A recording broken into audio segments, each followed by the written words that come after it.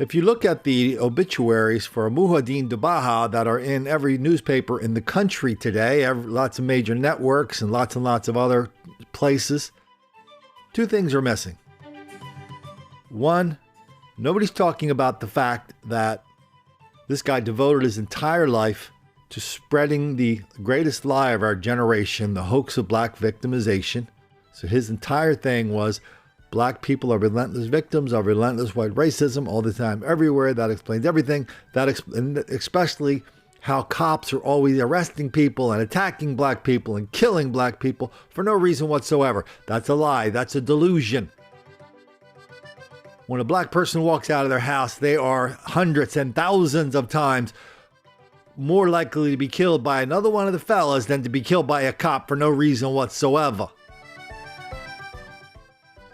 Yep, Muhyiddin Dabaha, he was the Pied Piper of Hamelin, spreading his little story here, there, and everywhere. But no one confronted him with that obvious fact in his life, and no one's confronting him with that obvious fact in his death. This dude got famous, as we'll see in a minute, by jumping over a police line and grabbing a Confederate flag out of some clueless white dude waving a Confederate flag. I'm not down with Confederate flags. I'm not down with people who wave Confederate flags. That's because I'm not a jerk. But that was the whole purpose of the police line, was to separate one group of protesters from another. This guy became famous in Black Lives Matter because he broke through the police line and grabbed the flag while the police in North Charleston looked on, shrugged their shoulders, and smiled. So now he's dead, shot by one of the fellas. Even the New Orleans papers are saying that. The same New Orleans papers are running big editorials in New Orleans now saying, comparing this dude to the Reverend Dr. Martin Luther King Jr. We're going to hear from that editorial in a minute. So the first question was, is anybody in the obituary reminding us this dude died because of his own delusion?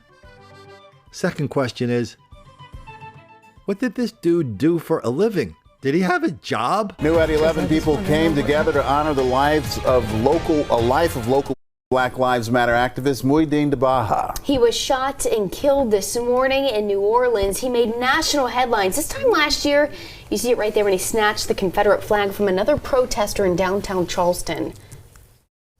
Our Alexis Simmons has been following this story and has more. She was at North Charleston for a vigil earlier tonight. Alexis, what message did people have who were there? What did they say?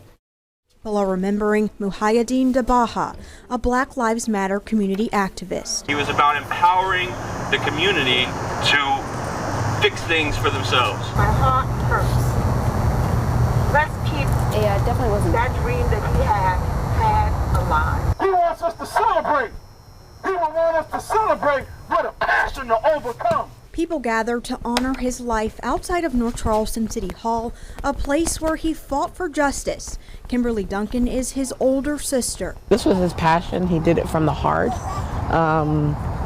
He was loving, he was funny, he was smart, but it bothered him. The injustice just bothered him. Walter Scott's brother says Muhyiddin helped their family get justice. I thank God for placing him here to be the soldier that he is and that he was. Activist Pastor Dixon says he organized this vigil. It was one of the most charismatic people I've ever met in my life. There was something about that there was some quality that he possessed that just drew people to him. Moya is kind of free-spirited, so it's always fun and games, always a little bit of fun, a little bit of seriousness, a mix of everything, but overall happiness. I don't ever think he felt appreciated or felt that people believed in what he was doing 100%, so he would be very happy to know that his work was not for nothing. And there were several people tonight who say they are committed to continuing his legacy in the fight for justice, education, and building up the community. Now, police in New Orleans have not identified a suspect, and his family says while he was there, he was continuing his mission. Right after the Manual 9, we did a march here. It was called Burying White Supremacy. We marched from John C. Calhoun's statue, where we burned some Confederate flags, and we marched over here to Denmark Vesey's statue. This is the space where we find some inspiration of a slave rebellion organizer who fought to free Charlestonians and to remind them of their freedom. The idea of Denmark Vesey was one of the reasons why Dylan Roof targeted Mother Emanuel.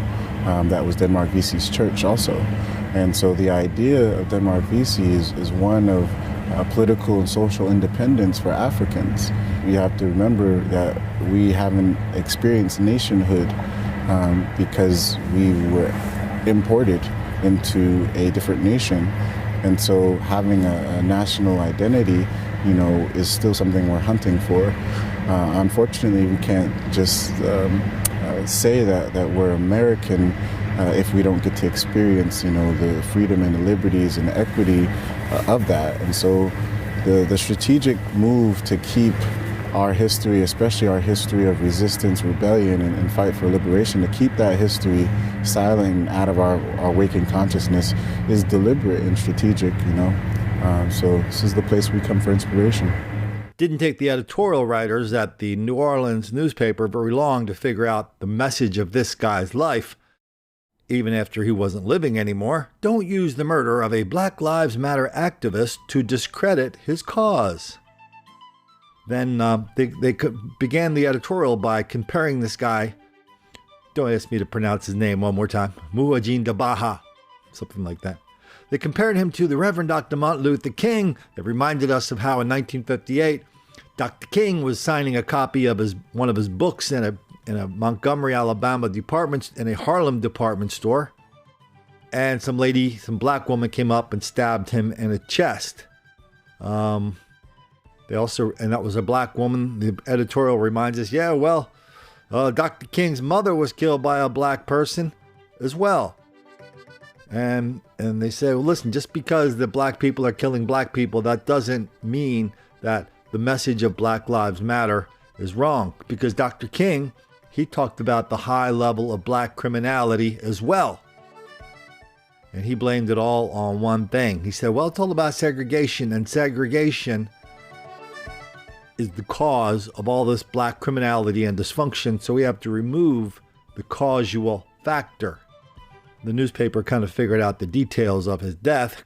Quote, though we don't have any information about a motive or suspects, we know that shootings such as the one that killed Dabaha are numbingly common in New Orleans.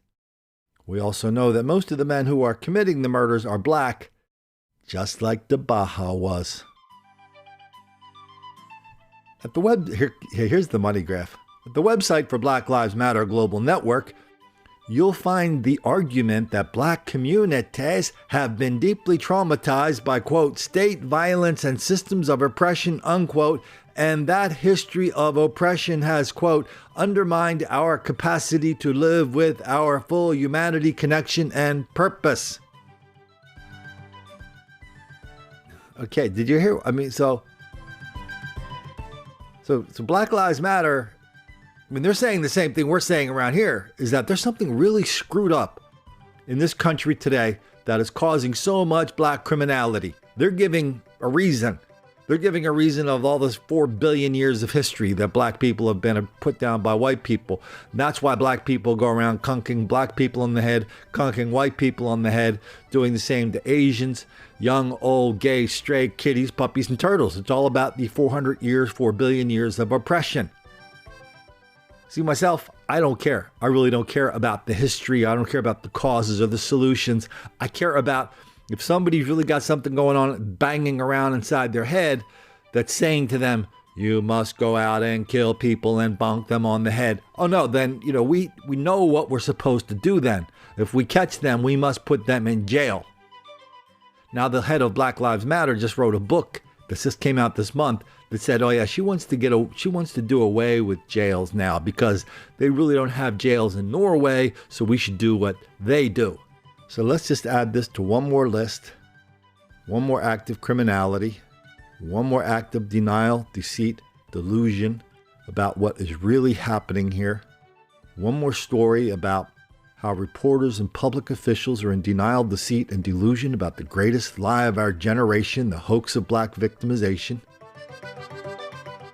And how every single one of them on some level, somewhere in the back of their mind, they know what's happening, but they just don't want to tell us because they're just afraid they're going to make the black kids angry.